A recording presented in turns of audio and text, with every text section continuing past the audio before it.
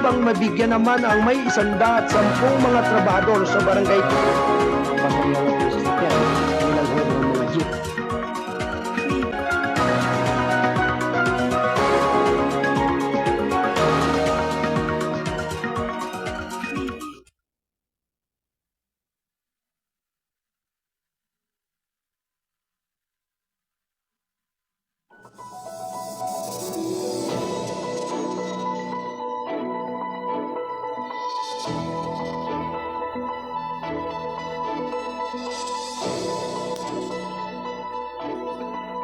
Gabay at patnubay.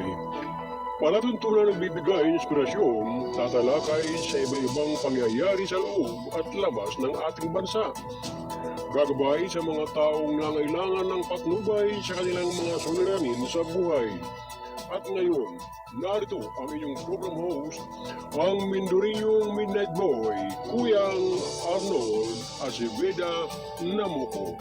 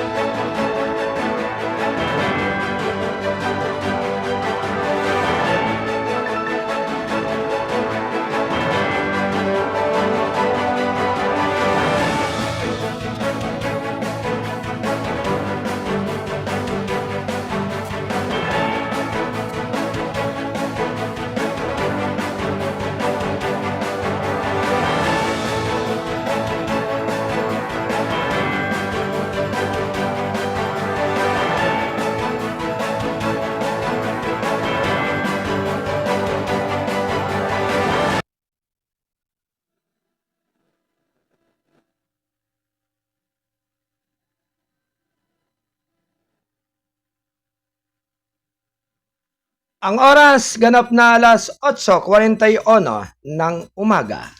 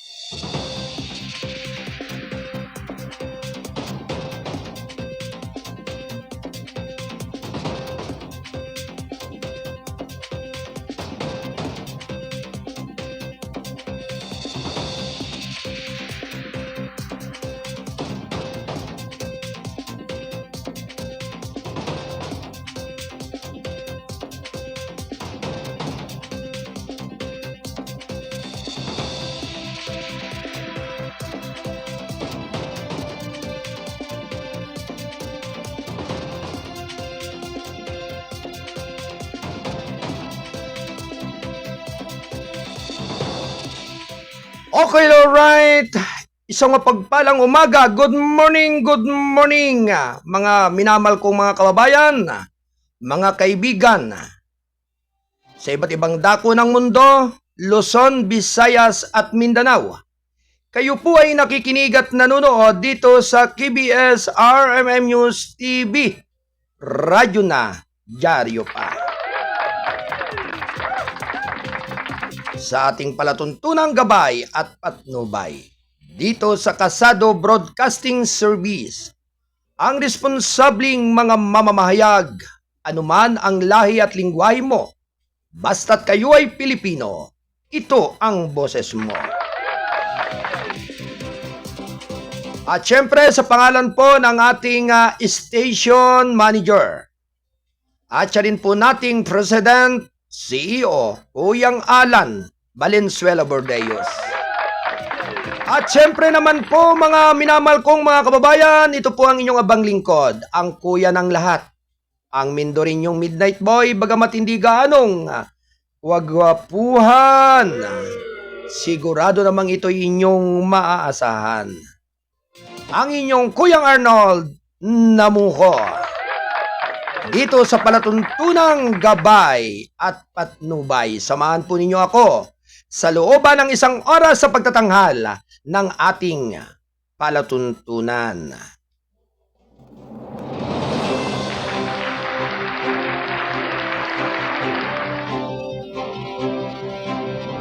Good morning Pilipinas! Bangon, bangon, bangon! Mabuhay ang sambayanang Pilipino! Maging tapat at mapagpakumbaba sa ating kapwa. Maging magagalangin at mapangunawa at mapagpatawad higit sa lahat. Bilang pagsunod po sa batas ng ating dakilang lumikat sa ating lipunan. Na ang pagsasabi ng tapat ay pagsasamang maluwag, na ang tanging nakikinabang po nito ay ang kalipunan ng ating sambayanan bilang mahalagang mamamayan dito sa ating bayan. Magandang umaga po sa lahat ng ating mga nakasubaybay at nanonood sa ating palatuntunan. Samahan po ninyo ako at tayo po ay magbalitaan. Standby report mga Kasado Patroller. At syempre binabati po natin ng magandang morning ang lahat po ng ating mga kasamahan sa Balitang Kasado. Ang lahat po ng ating mga Kasado Patroller, kolumnista at writer. Good morning sa inyong lahat. Likewise, ganun din po sa ating Studio 2 sa Bulwagan ng Balitaan kay Kuyang Alan Valenzuela Bordeos at sa Studio 3 Kuyang Wayne Espino Lawson. At syempre sa lahat po ng ating mga kasamahan sa iba't ibang dako ng ating bansa sa buong Luzon, sa buong Visayas at sa buong Mindanao. Likewise sa Mega Manila. Magandang umaga po sa lahat ng ating mga kababayan. Syempre sa lahat po ng mga umaantabay, ngayon po ay Lunes, June 10 ng taong 2024. Good morning sa lahat ng ating mga minamahal na mga kababayan. Sa lahat po ng ating mga motorista, ingat po kayo sa inyong pagmamaniho, sa inyong pagdadrive, lalong-lalo na po yung mga pampasaherong sasakyan na mahilig magbaba at magsakay sa gitna ng kalsada. Kaya ang tanging pakiusap lamang po natin ay kinakailangan pong ilagay sa ayos at sa tama ang inyong pagpapasakay at pagbababa sa inyong pampasaherong sinasakyan. Alright, ganun din po sa lahat ng ating mga nakasinggel ng motor. Ilangay hinay-hinay lamang po ang pagpapatakbo. At sikapin po na huwag magigit-git sa malalaking truck, lalo na po kung ang pag-overtake ninyo ay sa gawing kanan ng mga malalaking truck o yung mga nag-7 po ba.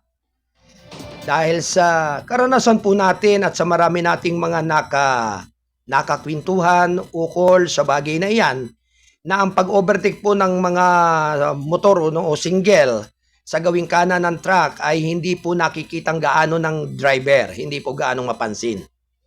Kaya kinakailangan pong ilagay po ninyo mga kababayan ko ang inyo pong eksaktong pag-overtake sa anumang uri ng mga sasakyan sa kalsada. Lalong-lalo na po sa mga nagmamadali o sabi nga'y kinakailangan humabol doon sa oras na kanilang inaasahan na sila'y makarating sa kanilang paruroonan. Kaya sabi nga po'y nadadaan po yan sa hinay-hinay at parelax lamang ng pagpapatakbo. Huwag yung masyadong nagmamadali. Sapagkat sabi nga po ay kapag sobra ang pagmamadali ay naandyan po ang karaniwang disgrasya at sablay ng pagdadrive ng inyong sinasakyan. Kaya ito po isang mabisang paalaala lamang sa inyong lahat at ito po ay hanihatid ng Gold9 Plus Probiotics. Ito po ay may mga benefits na effective in preventing serious illnesses and ailments like diabetes, cholesterol build-up, asthma, hypertension, and kidney disease. Helps in regulating normal blood pressure, maintains normal blood sugar level, boosts immune system, helps in healing wounds faster, perks up body's immune response to stress. Gold9 Plus Probiotics, all natural extract.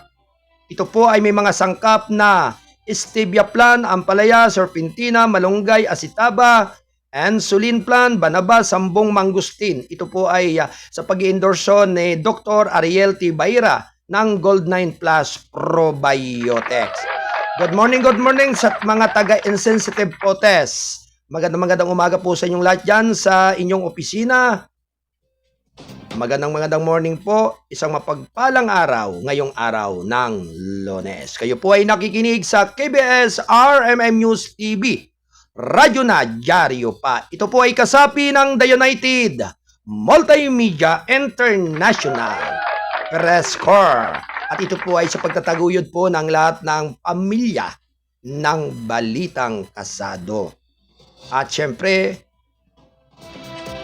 ang mga responsabling mga mamamahayag, ang RMM News TV. Siyempre, lahat po ng ating mga butihing mga kasamahan at mapagtiyaga, mapagsikap, halos ikangay Lunes na naman po ngayon. Talagang kinakailangan pong mangalap at alamin ang mga pangyayari sa iba't ibang dako ng ating lugar. Sa Manpundako, sa buong Calabarzon at Mimaropa. Magandang umaga po sa lahat ng ating mga Kasado Patrol. Good morning everyone.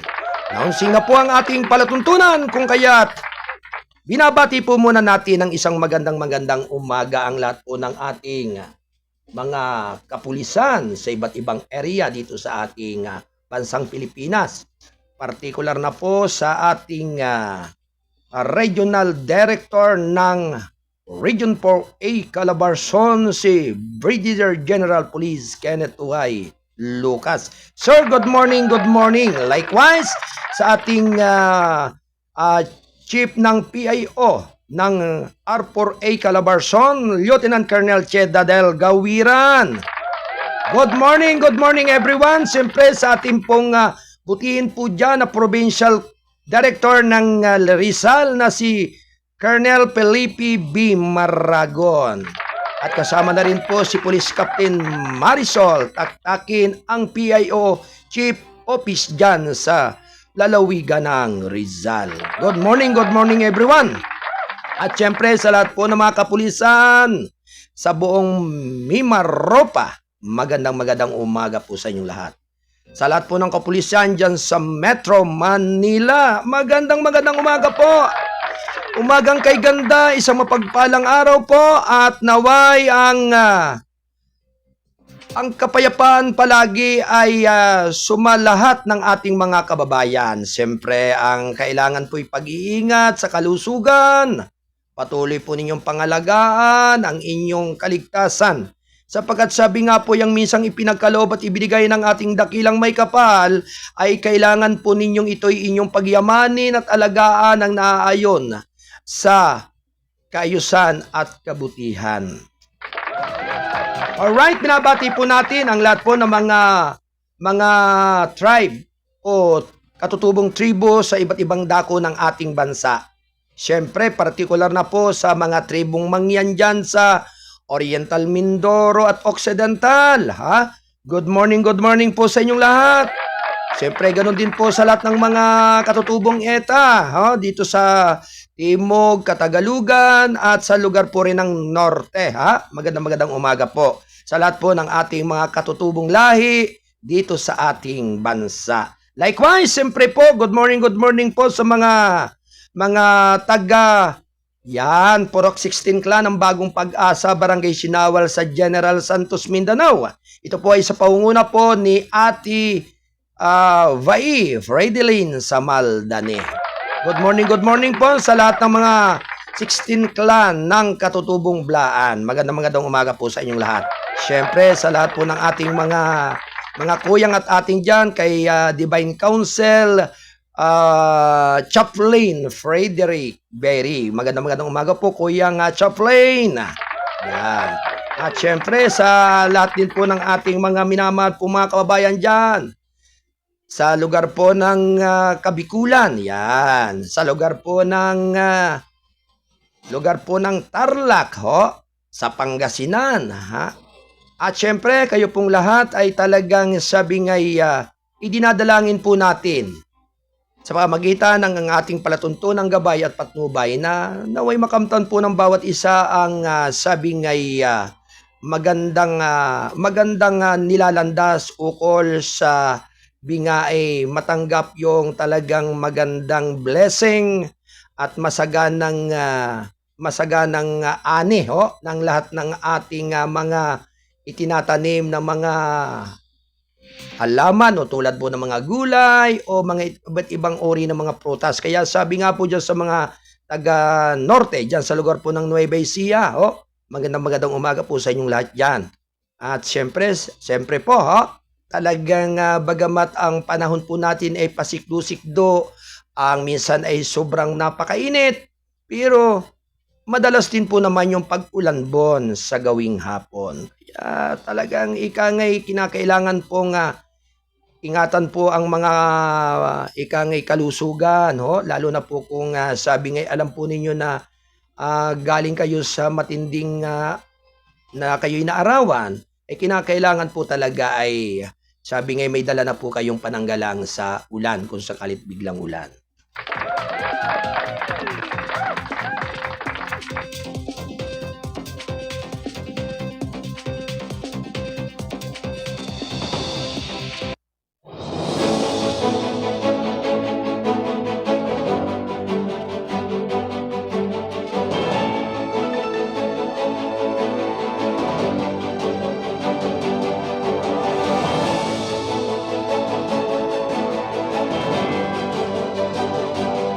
Okay, alright mga kababayan, dumako muna po tayo sa ating mga balita.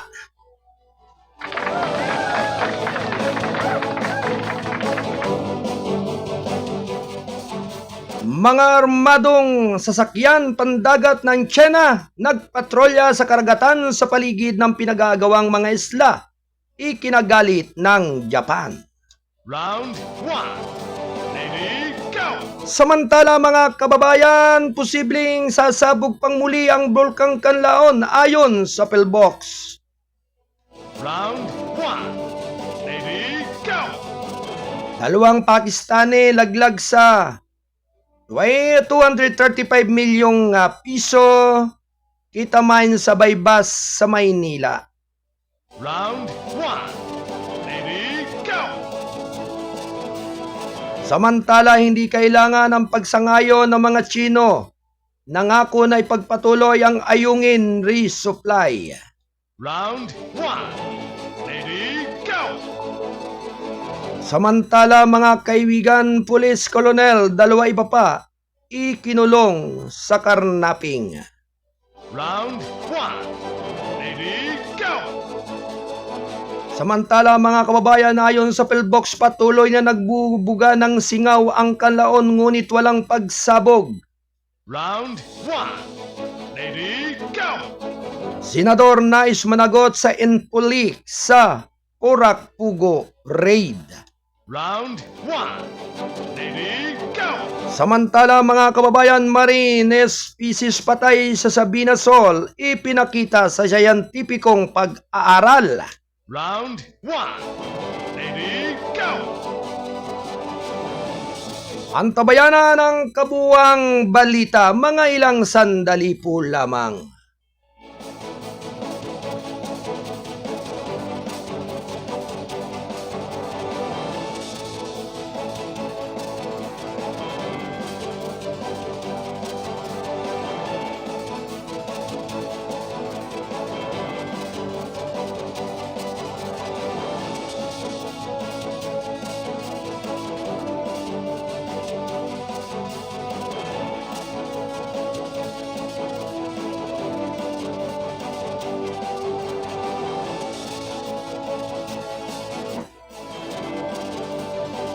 Alright, mga armadong sasakyang pandagat ng China nagpatrolya sa karagatan sa paligid ng pinagagawang mga isla.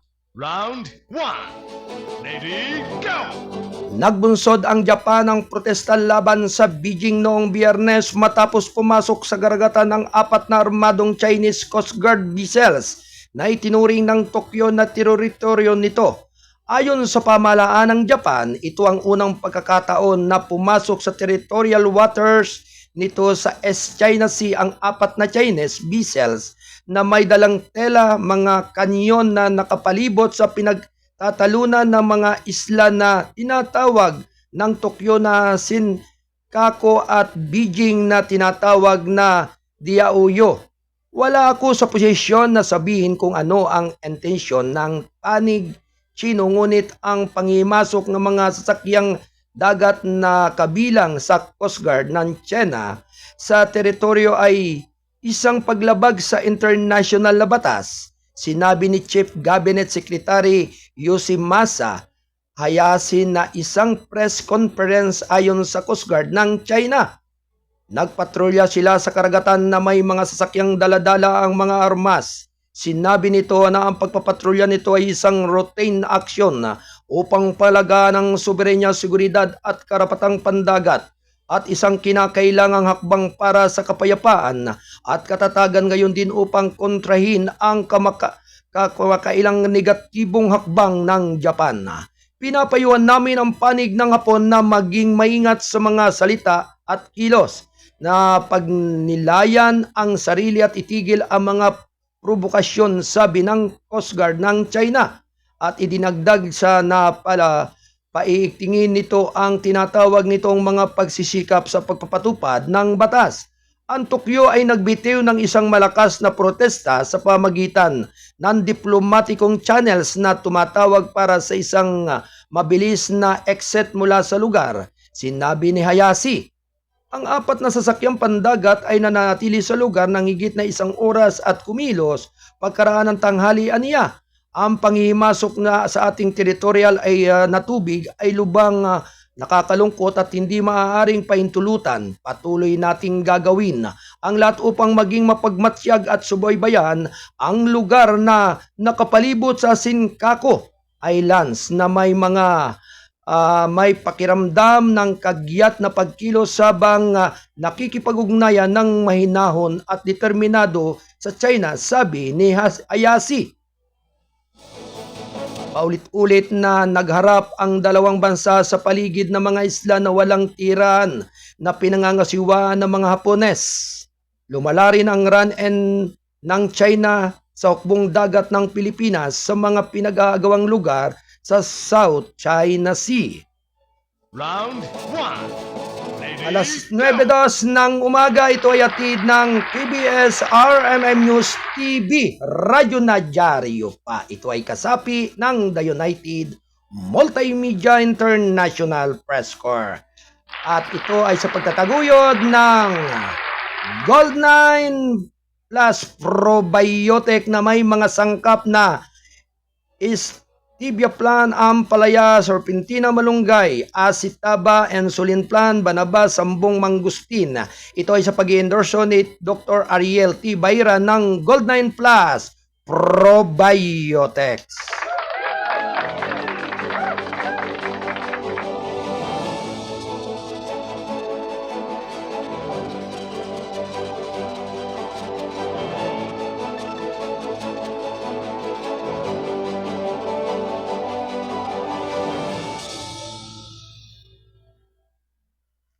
To all Kasado Patroller, standby report. Mga ilang sandali po lamang. Samantala, posibleng sasabog pang muli ang Bulkang Kanlaon ayon sa Pellbox. Round 1. Ready, go! Enerestro ng Bulkang Kanlaon ang pinakamataas na sulfur dioxide emission nito noong Hunyo 8 sa 4,397 tonelada na nag-udyok sa mga opisyal sa pagpanatilihin ang Alert Level 2 na nangangahulugan may kaguluhan na hinihimok ng mababaw na proseso ng magmatic na maaaring humantong sa kalaunan sa mga paputok na pagsabog. Ito ang pinakamataas na emission ngayong taon na sinusukat sa campaign survey at pangalawa sa pinakamataas na land base measurements para sa kanlaon, sabi ng Philippine Institute of Volcanology and Seismology, Director Teresito Tuto Bacolcol. Maigpit po nating sinusubaybayan ang mga parameter nito at mahirap pa rin sabihin kung ito ay kumakalma o lumalala, sabi ni Bacolcol. Ito'y hindi pa rin mahuhulaan, dagdag niya ang Bulkang Negros ay nagdidigising ng increased concentrations ng SO2 ngayong taon sa average rate na 1,458 tons day ayon sa hepe ng PhilBox. Ngunit ang emission mula noong Hunyo 3, 2024 ngayong taon, erupsyon ay partikular na nakataas sa isang kasalukuyang average na 3,347 tonelada. Araw, sabi niya, bukod dito ang mga lindol sa bulkan ay nagpatuloy sa 33 na mga kaganapan sa isang araw mula ng pagsabog. Sinabi ng PhilBox, ang pangkalahatang mga parameter ng pagsubaybay ay nagpapahiwatig na ang disgaging ng magma ay maaaring na pagmamaniho ng kaguluhan na nagiging sanhi ng kadagdagan na paglabas ng gas ng bulkan. Pamamaga ng edepisyo at paminsan-minsang aktibidad ng lindol sa bulkan. Ipiniliwanag ni Bacolcol, ayon pa rin kay Bacolcol, tutupad ang 4 na kilometrong radius permanent danger zone upang mabawasan ang panganib mula sa mga panganib ng bulkan tulad ng pyroclastic density, currents, ballistic, projectiles, rockfall at iba pa. Aniya, patuloy na babantayan ng PhilBox ang Canlaon, isa sa mga aktibong bulkan sa bansa. Round 1. Alas 9:06 ng umaga, ito ay atid ng Balitang Kasado, ang pahayagang balansi at totoo, National Newspaper. Anyway, dakuan po muna natin ang pag-uulat ng ating mga kasado patroller na nakantabay dyan sa iba't ibang area ng Calabarzon, Metro Manila at iba pang lugar dito sa ating bansa.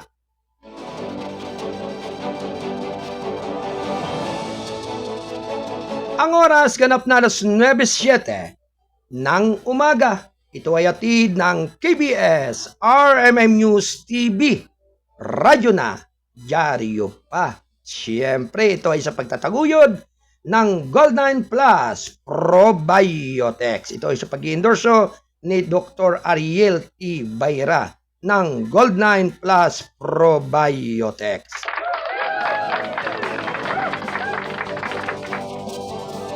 At siyempre, kasama rin po natin dito sa ating technical site sina Ate Del Santos at Ate Rose Marie Paderon.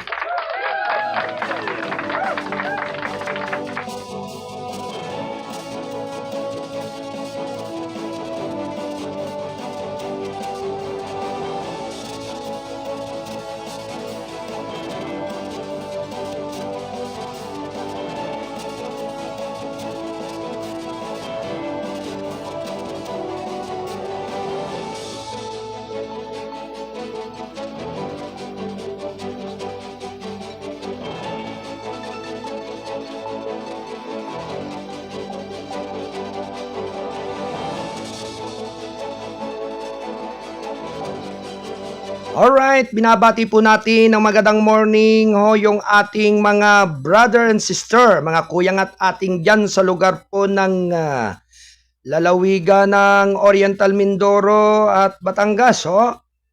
Sa ating mga kuyang sa pangunguna po ni Brother Peter Palomar. Yan, dyan po ng Batangas City. And family niya dyan po sa lugar po ng, Barangay Sico ba yan? Barangay Sico dyan sa lungsod ng Batangas. Likewise, ganun din po sa ating mga kuyang at brother dyan na si Brother Robin Pamilara, si Kuyang Gerald Gasik, ho, si Brother Celso Cueto, Brother Fernan Fascia, yan, si Brother Robin Dalumpines, then Kuyang Mek, ho, Acebeda, at ganun din si Kuyang Robin Dalumpines. Siyempre, ha, at saka pala si JB Minguela, ha, good morning sa inyo dyan, kamusta na kayo?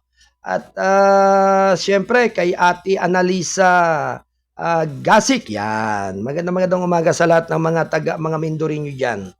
At kamusta na yung panahon diyan sa lalawigan?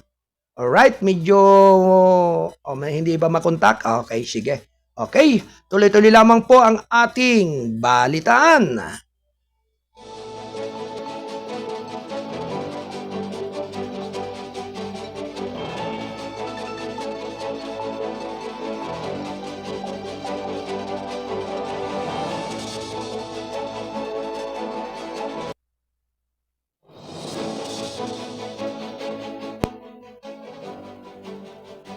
Alright, tuloy-tuloy lamang po ang ating balitaan. Dalawang Pakistani laglag ng 235 milyong pisong ketamine sa Baybas sa Maynila. Round 1. Lady, go!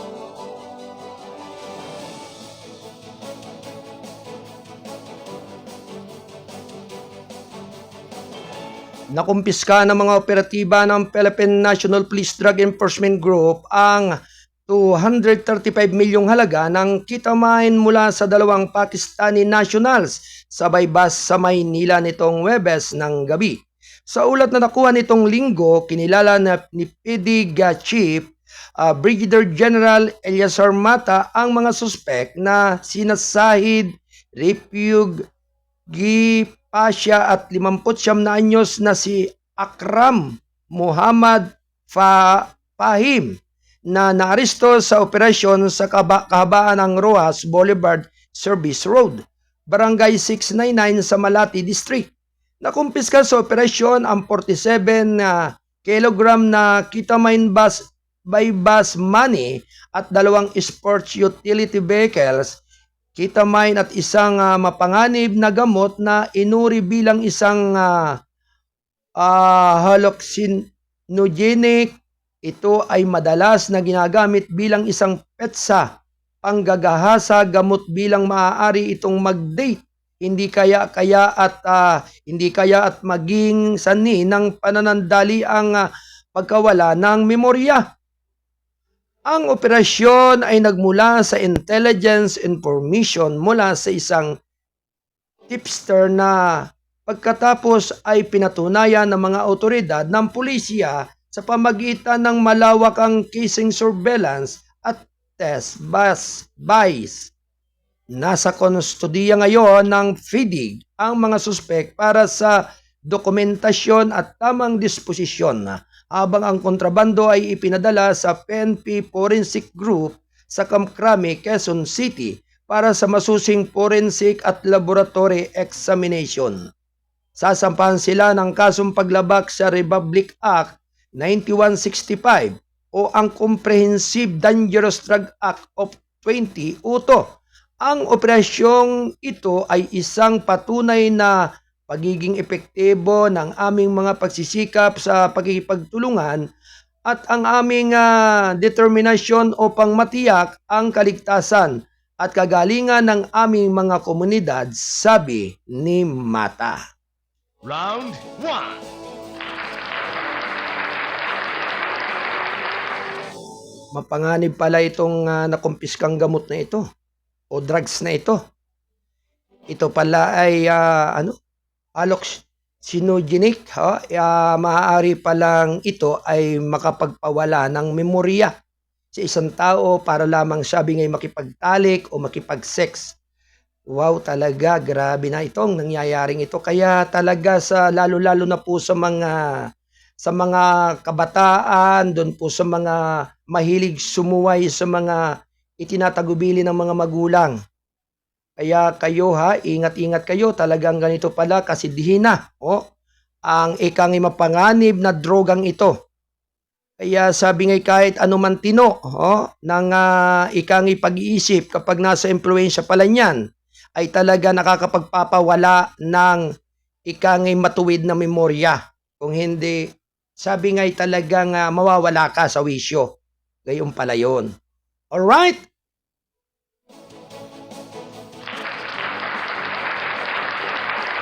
Samantala, hindi kailangan ang pagsang-ayon ng mga Tsino nangako na ipagpapatuloy ang ayungin resupply. Round 1. Ready, go! Samantala, patuloy na panatilihin ng Pilipinas ang mga outpost nito sa West Philippine Sea kabilang na ang BRP Sierra Madre sa Ayungin, Sol. Sinabi ni National Security Advisory Eduardo Año nitong Sabado nang sabihin niya sa China ang pagmumungkay sa naipaalam ito para sa pag-akses sa tampok. Muli naming pinagtibay ang aming pangako na itaguyod ang aming mga karapatan at jurisdiction sa soberanya sa Ayungin, Sol na nasa loob ng aming ESC or Exclusibong Economic Zone na kinikilala ng international na batas at ng 2016 Arbitral Award. Sabi niya sa isang pahayag. Binansagan niya ang panawagan ng Foreign Ministry ng China na ipaalam muna sa Beijing para sa pag-akses sa Ayungin, Sol bilang absurd, nonsense ang unacceptable. Hindi namin at hindi kailanman kakailanganin ng pag-aproba ng China para sa alinman sa aming mga aktibidad doon, sabi niya. Ang mungkay ng Chinese MOFA o ang Ministry of Foreign Affairs ay matapos gumuhit ng plaque ang Chinese Coast Guard para sa mga aksyon nito noong Mayo 19 laban sa isang Pilipino vessel na lumikas sa isang may sakit na sundalo mula sa BRP Sierra Madre. Sinabi ni Anyo na ang mga aksyong ito ay barbaric at hindi makatao at hindi lamang paglabag sa mga international na batas sa dagat kundi pati na rin sa mga pangunahing karapatang pantao. Ang mga kailang ulat ng mga persang Tsino na umano'y ng aagaw ng pagkain at mga supply ng medical na sinadya para sa aming advance post sa Ayungin, Sol ay pare-pareho ang kahiyan at warrant ng isang masusing investigasyon at pananagutan, sabi niya. Sa kabila ng naturang harassment, sinabi ni Maynila na patuloy nilang panatalihin at susupply ang kanilang mga outposts sa West Philippine Sea, kabilang ang BRP Sierra Madre nang walang paghingi ng pahintulot sa ibang bansa. Ang aming mga operasyon ay isinasagawa sa loob ng aming sariling teritorial na tubig at ESC at hindi kami mapipigilan ng panghihimasok o pananakot ng mga dayuhan, sabi ni Anyo. Aniya na natiling bukas ang Pilipinas sa dialogo at mapayapang negosasyon upang marisolba ang mga alitan sa buong South China Sea. Gayunman ipinalaala niya sa China na ang naturang dialogo ay dapat nakabatay sa paggagalang at pagsunod sa batas pandaigdig. Nananawagan kami sa China na igalang ang arbitral ruling at itigil ang anumang aksyon na nagpapalaala ng tensyon o nagpapahina sa katatagan ng rehiyon, sabi niya. Pinasasalamatan namin ang international na komunidad sa kanilang patuloy na suporta sa aming mga pagsisikap tungo sa isang kaayusan na nakabatay sa mga patakaran na mahalagang rehiyong maritime na ito, dagdag niya.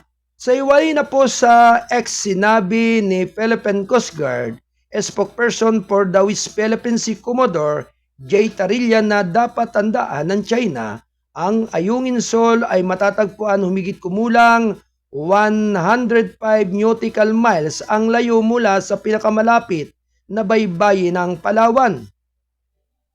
Sa makatuwid, walang jurisdiction ang China sa mga karagatang ito.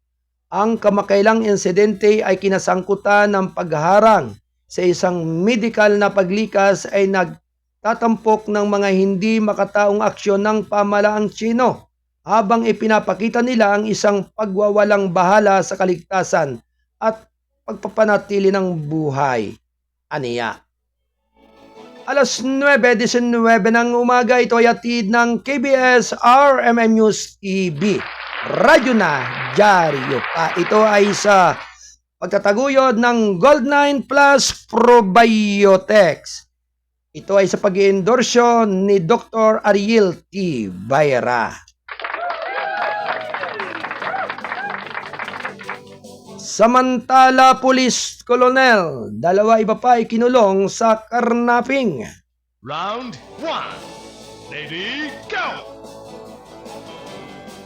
Isang Police Lieutenant Colonel ang iniimbestigahang matapos siyang aristuhin dahil sa reklamong karnaping si Lieutenant Colonel Gideon Enes Jr., 52 ay naaresto noong Hunyo 5 sa Baclaran, Parañaque dahil sa pagbebenta umano ng inuupahang multipurpose vehicle. Nahuli din ang mga kasabat umano niya, sina Michael Bautista, 42 at Len Tuason, 52 anyos din.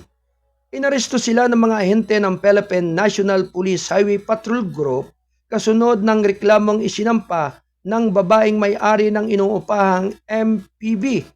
Humingi ng tulong sa pulisya ang may-ari matapos malaman na ang kanyang sasakyan na inuupahan ni Bautista sa Pura, Pampanga noong Hunyo 2 ay ibinebenta sa halagang 350,000 pesos. Nakipag-ugnayan daw sa kanya ang umano'y buyer para i-verify kung siya ang registered owner ng sasakyan. Nagtayo ng entrapment operation na humantong sa pagkakaaresto sa 3. Round 1. Ready, Alas 9:21 ng umaga. Samantala, ayon sa pillbox, patuloy na nabubuga ng singaw ang kanlaon ngunit walang pagsabog.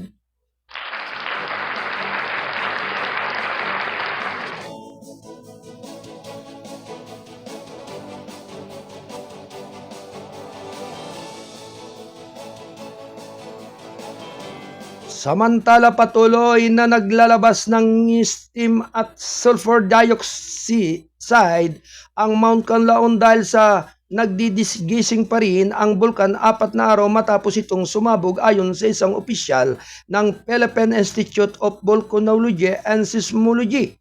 Nitong Biyernes, sinabi ni Adeline Quintia, presidente, volcanologist ng PhilBox sa nakabase sa La Carlota Negros Occidental sa Philippine News Agency sa isang panayam na ang stream plum na naobserbahan ng mga residente sa Canlaon City, Negros Oriental at iba pang lugar sa malapit na tipikal lamang ng isang bulkan na sumabog.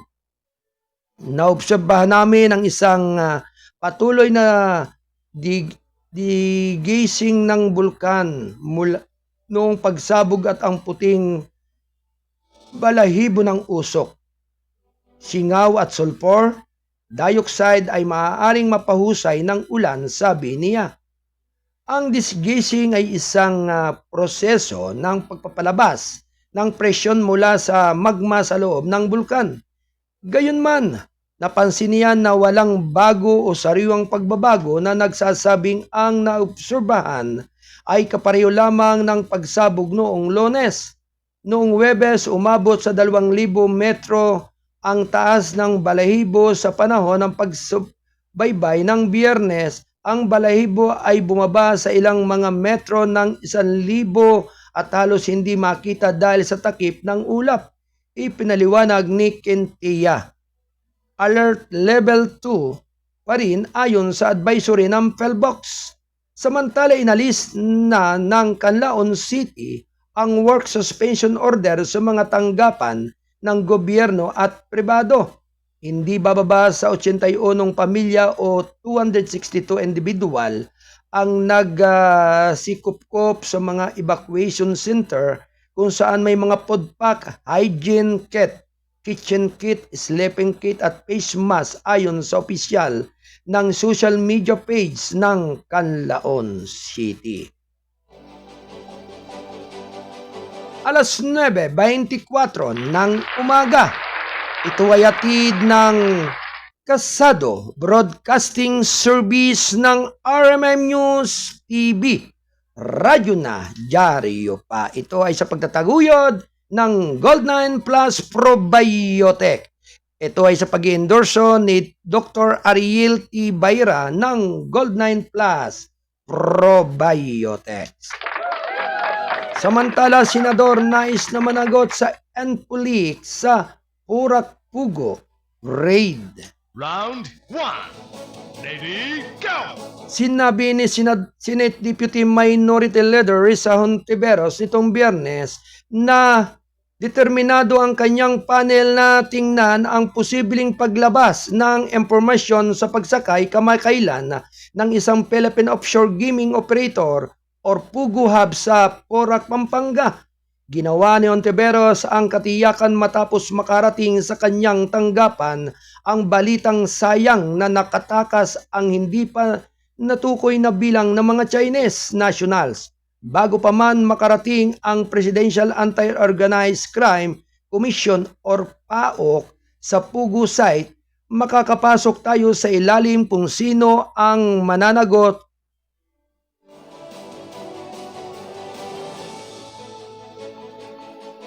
ang sino mga nakikipagsabuatan sa mga sindikato ng Chinese ay mananagot.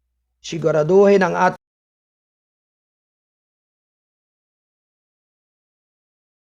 ang gender equality na ang mga biktima na nakaligtas sa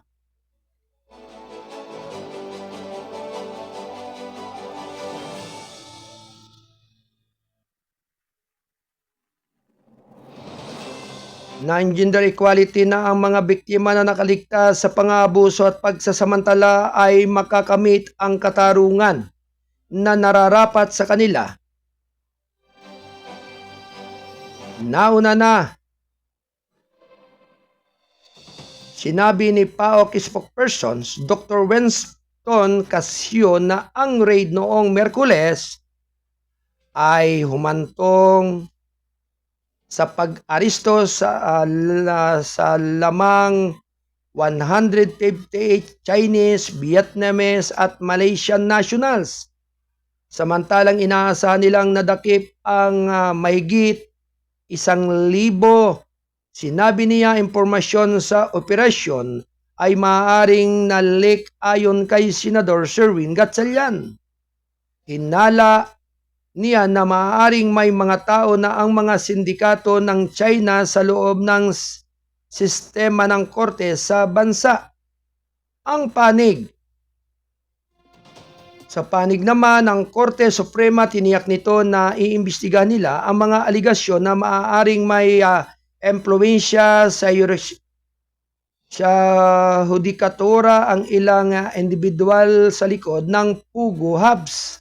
Samantala, pinuri naman ni Hontiveros ang pagsisikap ng PAOC laban sa mga illegal pugo. Dahil sa mga raid na ilalantad ang mga paulit-ulit na karumal-dumal na krimen na dala ng pugo tulad ng scamming, torture at human trafficking na natagpuan dito sa Pampanga, Hontiveros said. Aniya, nakakatanggap pa rin ng report ang kanyang tanggapan tungkol sa mga pugo na nakikibahagi sa mga illegal na gawain, ngunit na natiling umaasa na lahat ng ito ay na-raid ng PAOC at lahat ng salarin ay maaaresto. Alas 9:28 ng umaga, ito ay hatid ng KBS RMM News TV. Radyo na, dyaryo pa.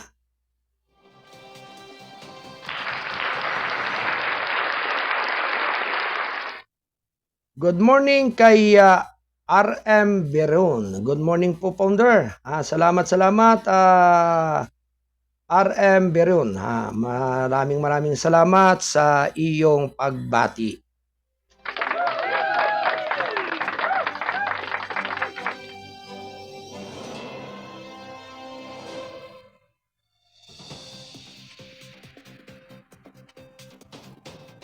Tuloy-tuloy lamang po mga kababayan ang ating balitaan. Marines species patay sa Sabina Sol pinakita sa sayantipikong pag-aaral. Nananawagan ng isang Marines scientist mula sa University of the Philippines, UP, na patuloy na nagmomonitor sa gitna ng nangyayaring ecological disaster sa West Philippine Sea. Partikular sa Sabina Sol, sa Saturday News Forum sa Quezon City, iniulat ni Dr. Jonathan Anticamara ng UP Institute of Biology ang sobrang coral damage sa mababaw na karagatan ng Sabina Sol batay sa 2 araw na scientific mission na isinagawa kasama ang Philippine Coast Guard ngayong linggo upang masuri ang kalusugan ng mga korales. So, ang nangyari sa Sabina ngayon ay medyo disastrous kasi marami na mga foundation na species, tawag natin corals or habitat. Farming species are completely dead sa mga shallow waters. Anticamara, ang Sabina Sol ay mga 77 nautical miles mula sa mainland Palawan at matatagpuan sa loob ng 200 nautical miles exclusive economic zone ng bansa. Ayon kay Anticamara, na tuklasan din sa assessment ang malawak kang coral bleaching sa Sol. Aniya, maaaring magbigay liwanag ang pagsubaybay sa mga tanong hinggil sa epekto sa kapaligiran ng nagsisikap ng China sa land reclamation sa lugar. Nabanggit din ni Aniya ang mga pagsubaybay ay maaaring makatulong sa pamahalaan na makalap ng matibay ang ebidensya para sa isang malakas na environmental damage suit laban sa China. I think na ang pinakamahalaga para sa akin. Ay talagang i-monitor natin ito, bantayan natin at manmanan kasi nga ang dami nating hindi alam to be able to establish yung kung anong nangyari, anong katotohanan, sabi niya. So therefore, kung gusto natin maging 100% sure tayo, kailangan natin ng maraming ebidensya. Kailangan natin mag-monitor, mag-manhunt, dagdag niya. At sinabi ni Anticamara na marami sa mga hayop na umaasa sa mga coral sa lugar ay nawala na. Inaangkin ang paglitaw ng lokal na pagkalipol. Ano ang sangkatauhan ay nahaharap ngayon ay ang pinakamalaking problema ng sangkatauhan na kung saan ay biodiversity na wala, malawak na halaga ang mga species na nawawala, sabi niya. Sa case ng Iskuda ngayon, ang consequence nito nawawala, napakadaming mga species ng isda, crabs, screens, etc. na extent sila locally, dagdag niya. Aniya ang sani ng pagkasira at sobrang pagsasamantala na sa West Philippine Sea ay ang pagkakaroon ng libu-libong Chinese fishing vessels na nagsimulang lumabas noong 2013. Binigyan din niya na ang mga barko na nakaangkla ay malapit na humarang sa sikat ng araw na kailangan ng mga koral na nagre-resulta sa unti-unting pagkamatay at pagkasira nito. Walang pakialam ang mga Tsino sa mga sensitivity sa kapaligiran ayon kay Anti-Camara. Nauna nang iniulat ng Philippine Coast Guard na sa findings ng BRP Teresa Magbanwa na sa Sabina Shoal, kinumpirma ng China ang pagtatayo ng anti-artificial island at malawak ang pinsala sa coral system. Yan ang mga kabuwang balita mula sa ating payagang balansi at totoo National Newspaper. Ito ay sa pagtataguyod ng Kasado Broadcasting Service ng RMM News TV, Radyo na Dyaryo pa. At ito ay sa paghahatid ng Gold9 Plus Probiotics na may mga benepisyong effective and preventing serious and illnesses and ailments like diabetes, cholesterol buildup, asthma, hypertension, and kidney disease. Helps in regulating normal blood pressure, maintains normal blood sugar level, boosts immune system, helps in healing wounds faster, perks up body immune response to stress. Gold9 Plus Probiotic All Natural Extract includes at the following. Ito ay may mga sangkap na stevia plant, ampalaya, serpentina, malunggay, acetaba, insulin plant, banaba, sambong, mangustin. Ito ay mainam at mabuti sa inyong mga kalusugan, pagbibigay lakas ng resistensya. Ang Gold9 Plus Probiotics, ito ay sa pag-endorso ni Dr. Ariel T. Bayra ng Gold9 Plus Probiotics. Good morning sa mga taga-insensitive cotes. Round 1. Ready, go!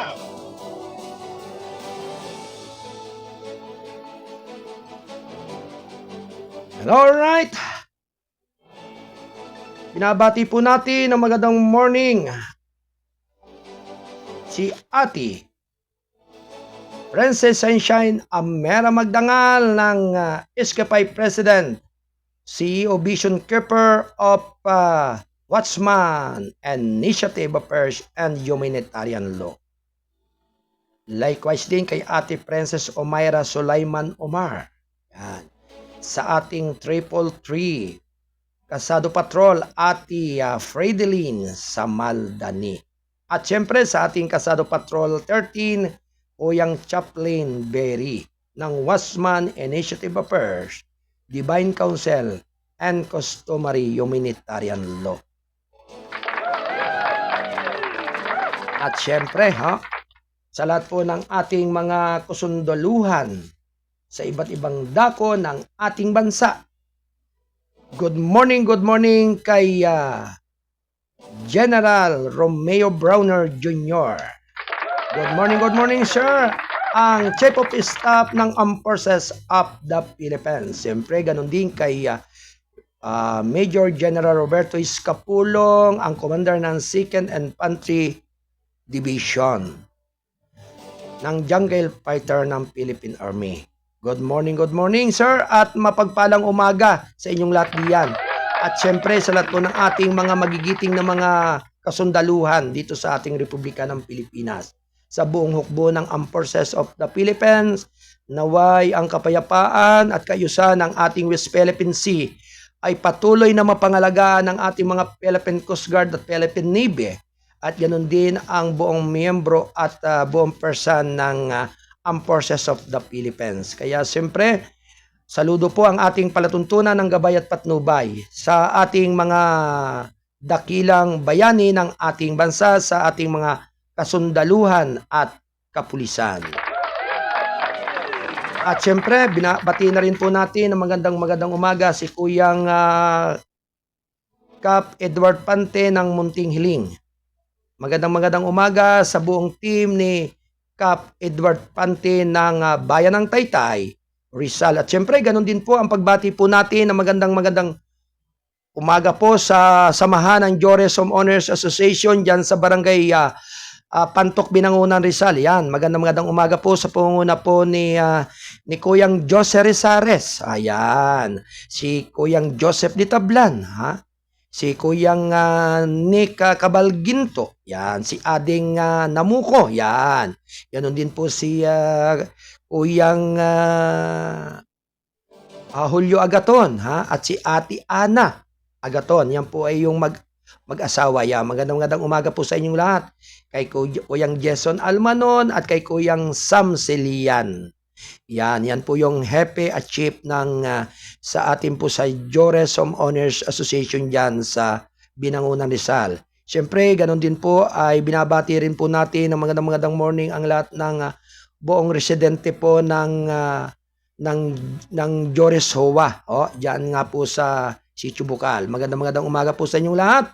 At siyempre, ika ngayon pong mga pag-ambon at pag-ulan ay naging malaking bagay po yan sa mga pagbawi po ng mga halaman po ninyo diyan at sa mga itinanim ninyong mga gulay. Kaya haya-haya naman po at sabi nga marami na naman uling pakikinabangan ng ating sambayanan diyan, ang ating mga minamahal na mga kasamahan diyan. Kaya kahit po ako na inyong abang lingkod ay talagang kaya laging nawiwili diyan na mag-stay kapag walang gaanong pinagkakaabalahan ay talagang sawang-sawa po tayo diyan ng mga gulay at yung mga saging na saba. Ang sarap talaga ng nilupak noon. Kaya kapag naglupak si Kuyang Joseph Ditablan ay talagang halos talab na talab po yung sarap at linamnam. Dahil sariwa-sariwa po yung saging at talagang native po talaga. Iyan po yung mga naging produkto po ng ating Kuyang Jose Rizares. Si Kuyang Joscoro Rizares. Ayan po talaga ang naging pasimuno po dyan talaga ng pagiging farming dyan sa lugar pong iyan. At talagang pinuno niya nga po halos sa mga saging. Ngayon po na may nasamahan ng mga taga-homeowners. Kaya po lahat po ng mga lupang pwedeng taniman ay talagang tinataniman nila. Sana pagdating ng panahon, huwag magkaroon ng espalto yun, taniman. Yun na lang talagang karsada. Yan. Kaya sana po talaga, mahalaga po sa panahong ito talaga. Lalo na po sa patuloy na pagtaas sa mga bilihin, yung mga gulay sa palengke. Kaya mas mainam pa rin po talaga yung may malawak na pinagtataniman ng mga gulay. Sabi nga malaking bagay po talaga iyan sa kakalangan o nakapagsosuporta po talaga ng mainam sa kabuhayan. Kaya talagang sabi nga po bukod na sa sariwa na, ay nakakasigurado ka pa na hindi tadtad ng fertilizer o ng pesticide. Kaya iba po talaga yung mismong native o organic ang dating ng inyong mga gulay. Anyway, maraming salamat po sa inyong pakikinig sa may humigit kumulang na 1 oras ng ating pagtatanghal. Antabayanan niyo pong muli ang aking pagtatanghal sa araw po ng bukas. At syempre po at ang palatuntunan po ng isyu ng lipunan ng Bisayang Tisoy. Yan, bukas na po yon araw ng Martes. Kaya sa lahat po ng ating mga kababayan, sa lahat po ng ating mga minamahal at tagapakinig at taga-subaybay dito sa ating bayang Sinilangan at ganoon din po sa iba't ibang dako ng mundo. Lubos po ang ating pasasalamat sa inyong lahat at naway ang patuloy na paggabay sa ating lahat ng ating dakilang lumika at may kapal ay patuloy na makamtan ng bawat sambayanan. Alright, maraming salamat po sa ating nakapiling dito sa technical side. Kay Ate Del Santos at kay Ate Rose Marie Padiron. At syempre, ganun din po sa lahat po ng mga umalalay natin na mga taga Kasado family, siyempre.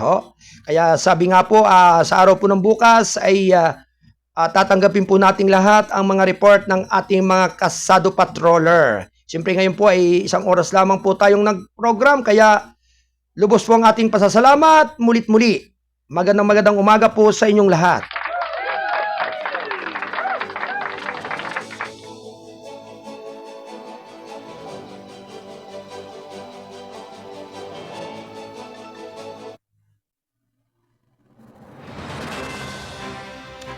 Alright mga kababayan, muli na naman pong dumating ang hudyat ng pansamantalan nating pamamaalam at paghihiwa-hiwalay sa ating palatuntunang gabay at patnubay. Mga giliw kong mga kababayan,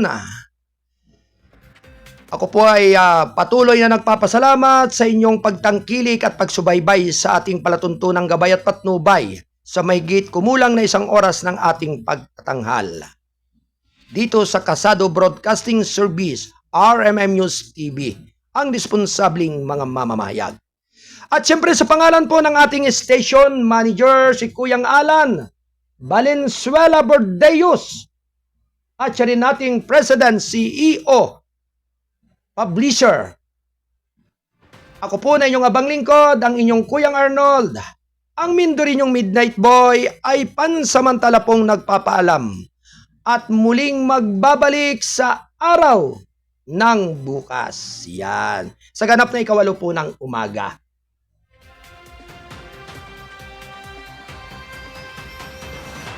At syempre, muling maghahatid ng mga mahalagang mga balita at mga impormasyon at mga putok na balita. Sumayin nyo nawa ang pagpapala ng ating dakilang lumikha. Adios, mabalos, amigos. Bye-bye!